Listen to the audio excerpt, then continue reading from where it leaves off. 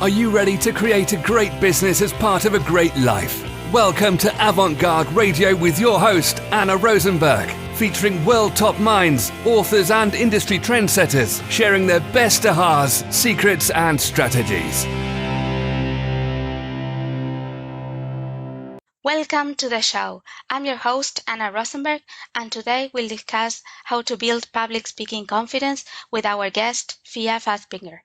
FIA helps Fortune 500 companies, TED speakers, and CEOs command the room and convey their message with confidence, clarity, and credibility. I particularly value the insights she brings to this conversation because of her theater and her adult education background. Welcome to the show, Fia. Thank you so much for having me, Anna. Successful leaders, professionals, executives, and organizations have someone like you in their quote-unquote public speaking corner. Why don't you start by telling us about the kind of clients you help?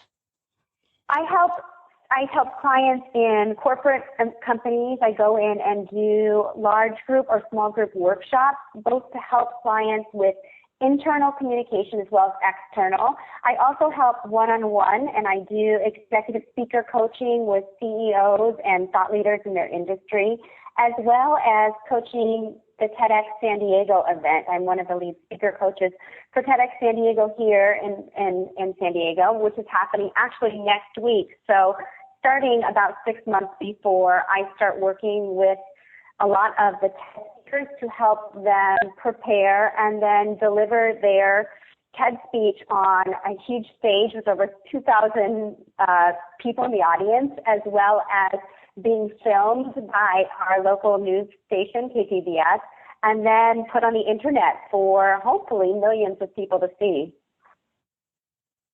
Wow, that sounds fascinating. You know that our main topic of conversation is confidence. So I'm curious, what is confidence for you and to you? Confidence in public speaking, to me, is really helping my clients identify their own unique speaker persona.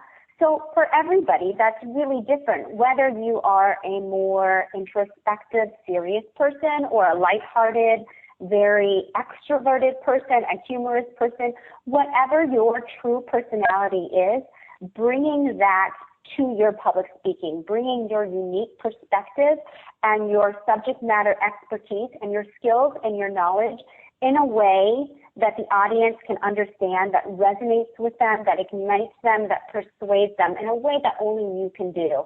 So when I work with clients, I really help them identify their own unique attributes and what it is what message they want to convey to that audience in a way that they can only do. It's obvious why you are so successful, because this marriage, if you will, of confidence with being authentic, being the real you, has to be a very magnetic combination. Absolutely.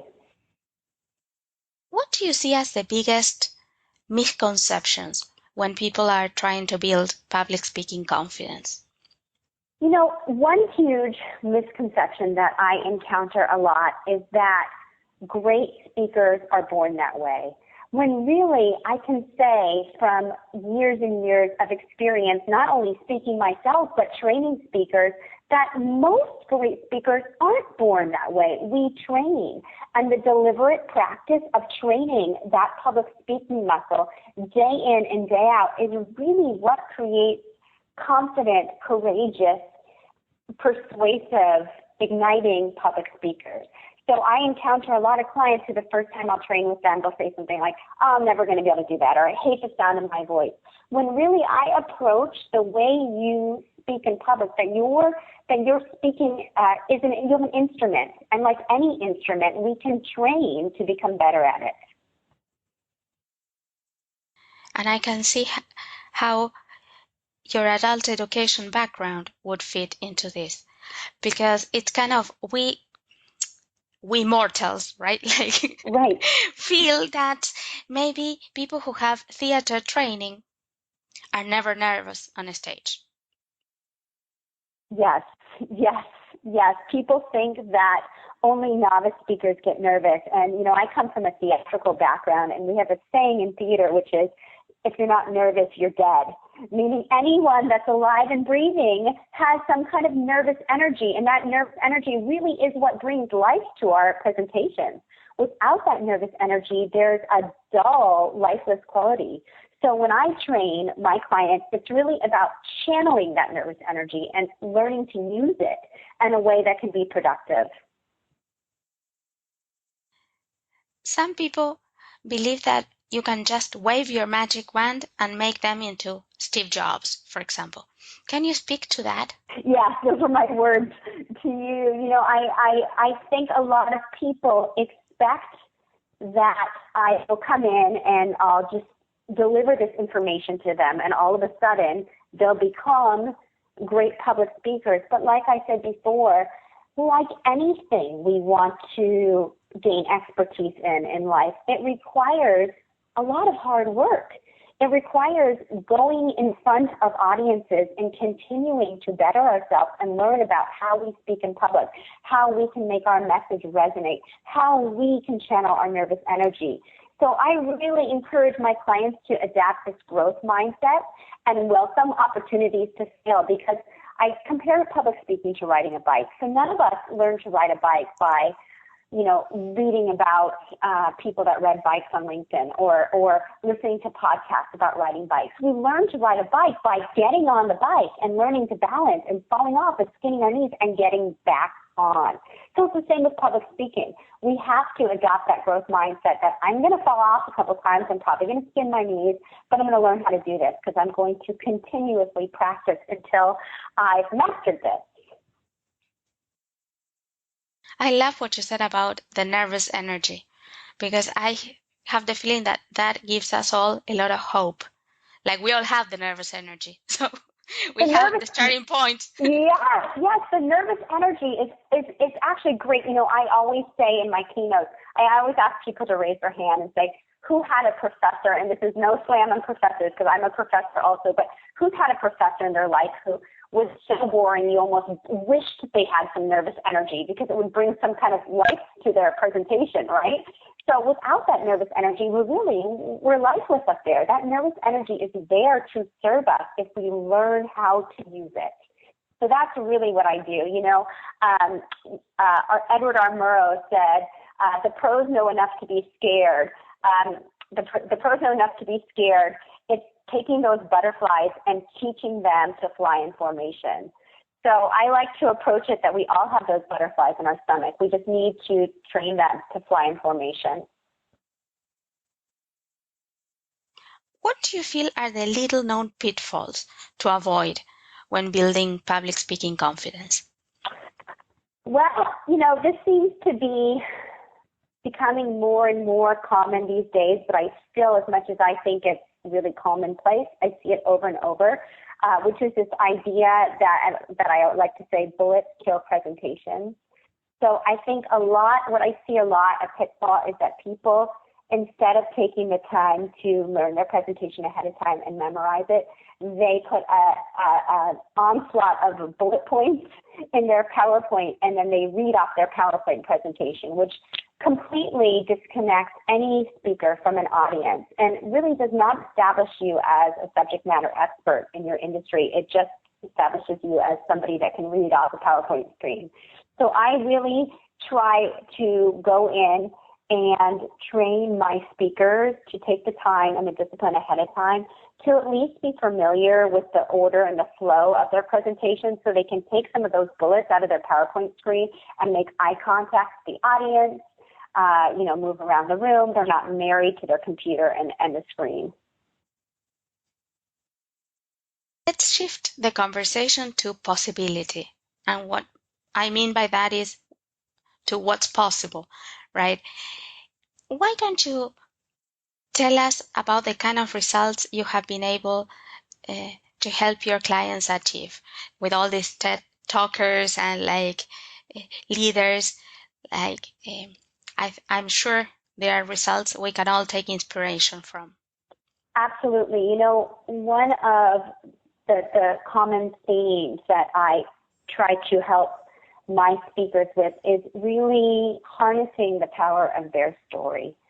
So how do we apply your story or stories that will resonate with an audience to your presentation? And whether it's a TED Talk or even a very data-heavy presentation like I do with some of my engineer clients, there's always a place for storytelling. And what we know is that about the human brain is that we absorb information almost 80% more if it's combined with some kind of emotional experience. So for a lot of us, that's a story. That's why we remember stories. So I really work hard to help my clients put storytelling woven within their presentations, and then take my background as an actor and apply some performance art techniques to their delivery so that there is some element of excitement and energy to their presentation. So I've seen really, really amazing transformations with clients that have taken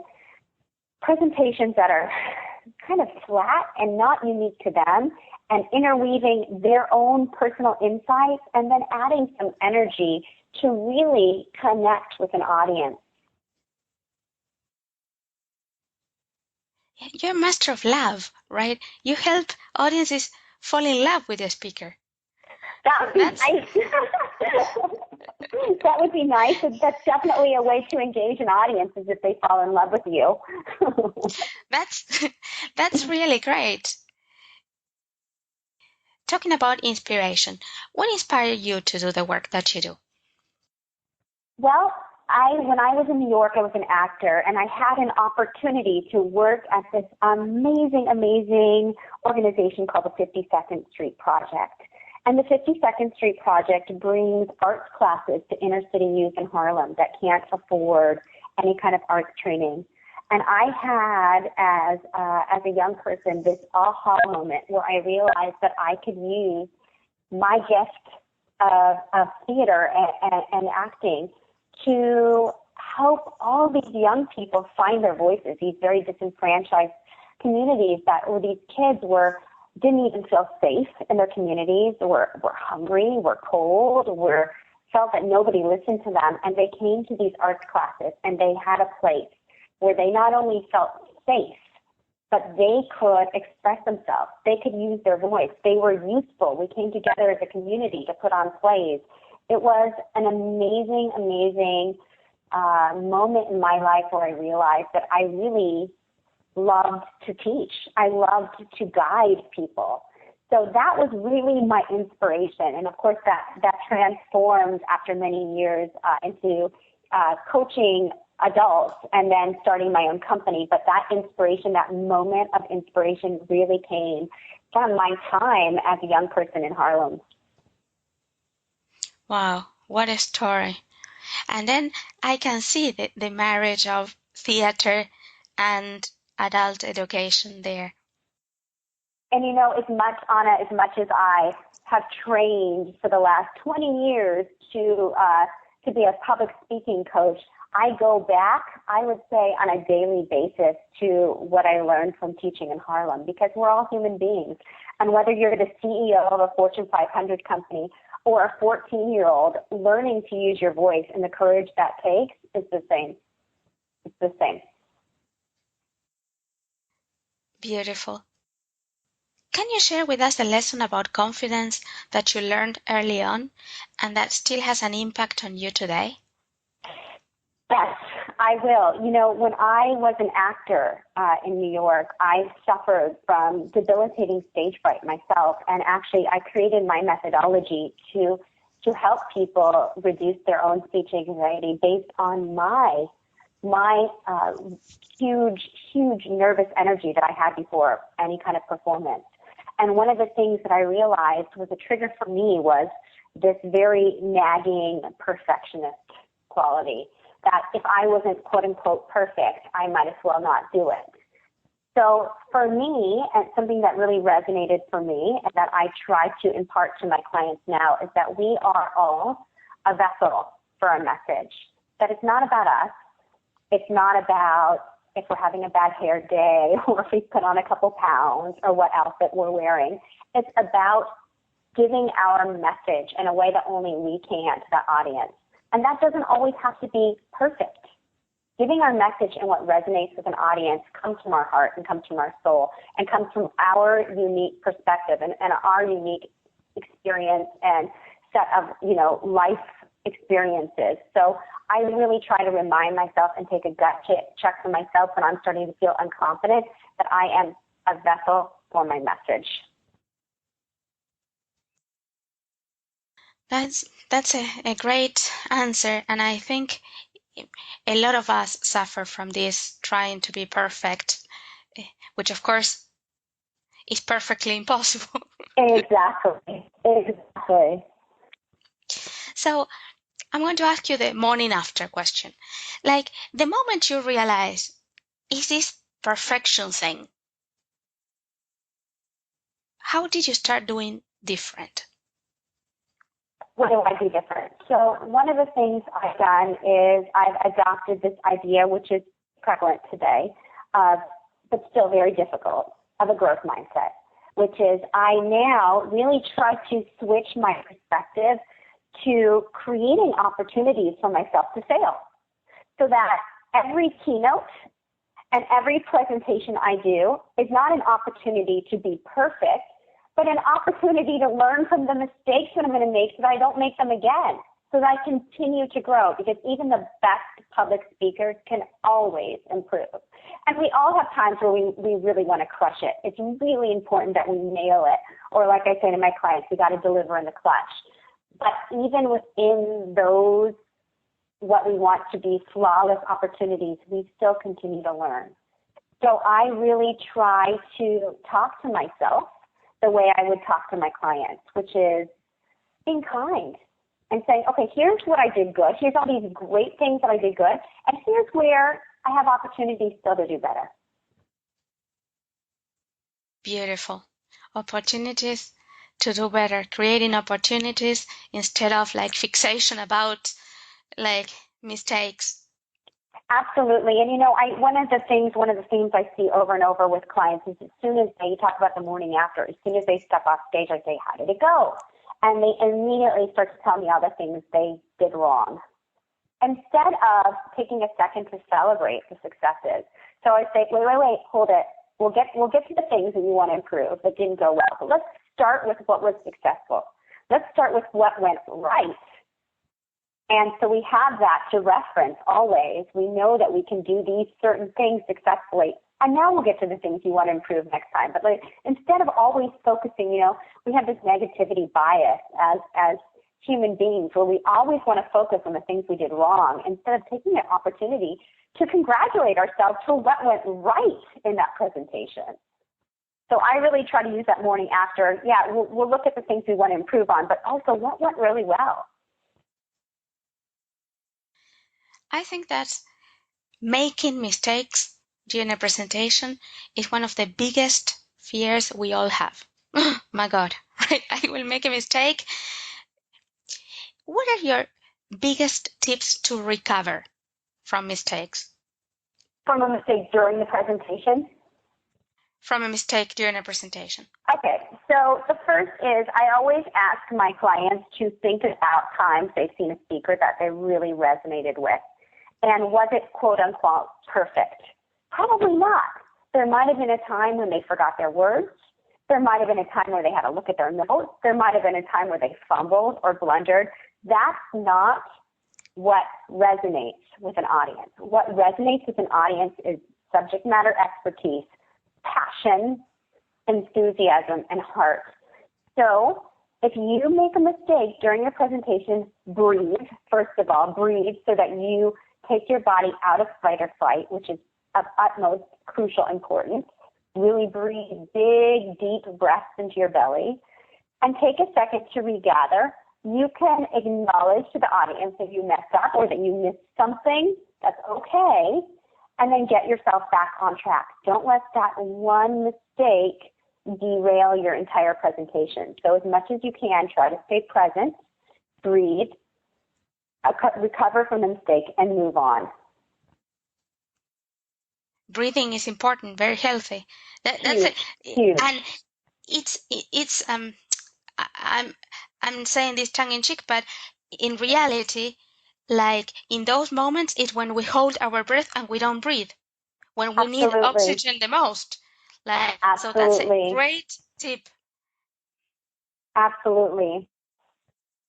If I have just made a mistake and I take a deep breath, would people notice? You know, typically people don't notice the deep breath. They do notice the holding your breath because holding your breath is a vicious cycle. What's happening unconsciously is your body is going into fight or flight or survival mechanisms. So you unconsciously hold your breath because you're tightening your diaphragm so that you protect your vital organs from attack. That's what's unconsciously happening in your body. But what appears to the audience when you hold your breath is you appear nervous, you appear breathy, you appear quiet because you cannot get a full reservoir of air out to actually project your voice. So that is much more evident to an audience than actually taking a breath. So having a background in theater, I'm trained on how to use our diaphragms for powerful voices. So I train all my clients not only how to breathe and use proper breath support to create a really powerful voice, but also to calm themselves and ground themselves. And I haven't found ever that audiences notice deep breaths, but they do notice nervous speakers that are holding their breath. So actually, that makes it a double great tip, because the moment you take a deep breath, you project confidence instead of like holding your breath and then appearing even more like doubtful or unconfident or whatever it is, or nervous. 100%. 100%. It's such an amazing tool that we have as speakers because we not only create these really powerful, rich, resonant voices simply by incorporating diaphragmatic breathing, but we also use this amazing tool we have to center and focus and ground ourselves. That's why they use it so much in yoga, because it is such a powerful tool to ground ourselves. My guess is that as big as the fear of like making a mistake is a fear of going blank and forgetting. Mm-hmm. Do you have any tips for us on how to memorize the speech, or not memorize? I don't know what's your technique, but to make sure that we don't forget. Yeah, I do. So, when I work with clients, we look at some kind of speeches. It's okay to have notes up there. That's not going to, if you're doing a 4-hour workshop or even an hour workshop, sometimes it's okay to have notes and glance down on your notes. Not that you would be reading word for word, but, a simple outline or a couple of bullets that you can glance down at. And that's enough to keep you on track. Or your slide deck, you can look at the picture up there, and that's enough to cue your mind what comes next. There are times, like a TED speech that's only 12 minutes long, where you better be 100% memorized because there is no opportunity to look at notes. So the first thing I do with clients is let's assess, is this a situation where we need to, know this word for word? Are we going in front of a video where we cannot glance down at notes? Or is it okay to have notes? If it's not okay to have notes, it's really a matter, I'm a firm believer in the discipline of memorizing, Anna, that you have to, like I say, eat your script for breakfast. You have to do it on your morning walk. You have to do it while you're walking your dog. Do it in the shower. Do it in front of the television. Do it while you're driving the car, and just keep saying it out loud as much as you can until it comes out of you the way it would from an actor. So when actors get on stage, they've read their lines so many hundreds of times that it just comes out of them. It's part of them. And then they can really live in the present moment of interacting with that audience because they're not worried about memorizing. So a lot of people have this misconception that, if I memorize, I'm going to become boring. But it's actually opposite. It's when we're so nervous that we're going to forget that we become lifeless. We become these kind of robots that are just worried about memorizing. Whereas when we take the discipline to actually memorize it so much that it just comes out of us, then we can really be ourselves, add a joke in here and there, listen to the audience laugh and react. That comes out of knowing your script inside and out. And my TED speakers, we do all these things to try to throw them off balance and see if they still know their script. Like I'll call them in the middle of the day and say your lines. Or I'll have them say their lines to me and I'll interrupt them and see if they can get back on track. And at that point, if they can, I know they know it so well that no matter what happens up there, it's not going to derail them. That distinction between the context of the speech, can I have notes? I cannot have notes because it's a TED Talk, was so useful, right? Because some people think that in every context, they have to know all their lines by heart. And that's not reality. I mean, if you find out you have a presentation tomorrow, you can't memorize it. But I always say, can you create a simple outline? Can you say it out loud once? Because one time is better than no time. And then at least if you know your topic sentences and you can make eye contact, and then you can glance down at your notes after that. So I think it's really important to distinguish what kind of presentation it is and who is the audience. Here comes the difficult question. Are you ready? I think so. I don't know what it is yet. I'm ready. Talk it to me. What's your number one tip to deal with anxiety? Not number 2, not number 3. Your number one tip. Breathing, breathing, breathing, breathing, breathing. That is not a difficult question for me. The actual using the breathing is what's difficult. Scientifically, incorporating more oxygen into our body lowers our heart rate. It's a no-brainer. It will work if you train that muscle to work for you. And it is an incredibly powerful tool. And you don't know how powerful it is until you've actually used it successfully. But it is hands down the most important tip, because all that psychological, we can tell ourselves a million things in our head. That doesn't necessarily lower our heart rate. That doesn't necessarily flood our body with more oxygen. But a huge, deep, low, and slow breath into our belly will. Hands down, lower our heart rate, bring our prefrontal cortex back into play so that we can think logically, so that we can slow down. It is hands down the most important tip I can give any nervous speaker. Thank you for that, because Absolutely. It's simple and super effective. Right. And it will work. We can see how you're so successful coaching people, because this tip will work no matter who you are or where you are, right? Like it won't work some days and it won't work other days.